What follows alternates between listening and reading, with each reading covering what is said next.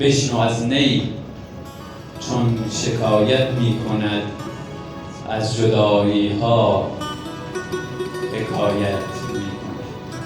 عرض کردیم تمام مثنوی تو همین 18 بیت و همه این 18 بیت تو همون بیت اول.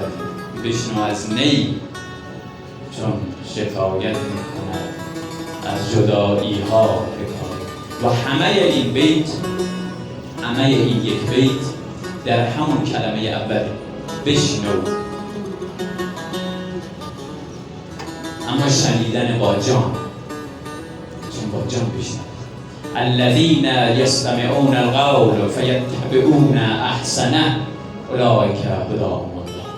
اون کسانی که میشنوند هدایت میپذیرند. شنیدن با جان، این فرق استماع با سمع.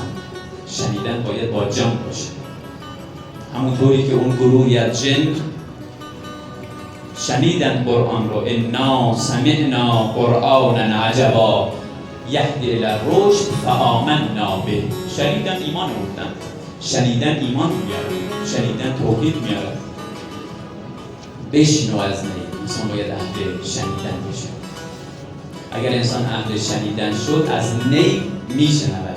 عرض کردیم اینجا نی به معنای انسان کامله، به معنای امام معصوم. نی امام حسینه. بشنو از حسین چون شکایت میکند، از جدایی ها حکایت.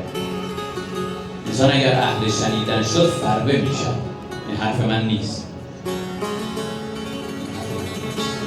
انسان به شنیدن پرورش پیدا میکنه.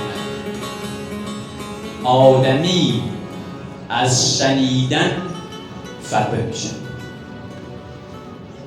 وقت جانور از حلق و نوش فربه میشه. این فرق بین انسان است و حیوان. اگر انسان اهل شنیدن شد، میشنود سوز نی رو.